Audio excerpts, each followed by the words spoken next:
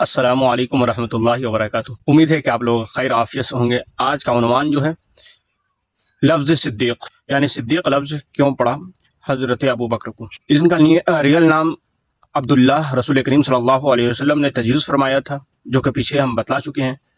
اب لفظ صدیق، صدیق کا معنی ہوتا ہے سچائی یا سچا۔ یہ ہمیشہ ایمانداری اور سچائی پر ہی کامزل تھے، اور رسول کریم صلی اللہ علیہ وسلم کے سچے دوست بھی تھے اور پہلے خلیفہ بھی تھے۔ یہ صدیق لفظ حضرت ابو بکر صدیق رضی اللہ تعالیٰ عنہ کو یوں ملا کہ ایک مرتبہ ابو جہل نے صدیق اکبر رضی اللہ تعالیٰ عنہ کو بلاتے ہیں اور کہتا ہے، اے ابو بکر یہ بتلا، کوئی آدمی یہ کہے کہ میں ایک رات میں جنت گیا، دوزخ گیا، اس کے بعد مسجد اقصی میں نماز پڑھائی، اس کے بعد سب جگہ گھوم گھام کے انبیاء کرام سے ملا، اس کے بعد جبرائیل علیہ السلام نے ہمیں لے گیا، اللہ کا دیدار کیا، ہم کلام الہی کیا، اس کے بعد یہ سب چیزیں جو ہوئی ہے چند لمحے میں ہوا، اور اتنے کم لمحے میں ہوا کہ میری بستر گرم تھی اور میں چلا آیا، تو کیا یقین کرو گے؟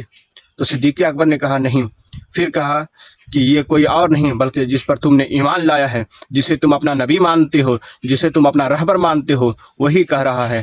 تب حضرت صدیق اکبر رضی اللہ تعالیٰ عنہ کہتے ہیں، اگر وہ کہے ہیں تو بالکل سچ کہے ہیں۔ جب یہ بات رسول کریم صلی اللہ علیہ وسلم کو پتہ چلتا ہے تو حضور کریم صلی اللہ علیہ وسلم نے انہیں کہتے ہیں صدیق، یعنی سچ کہا۔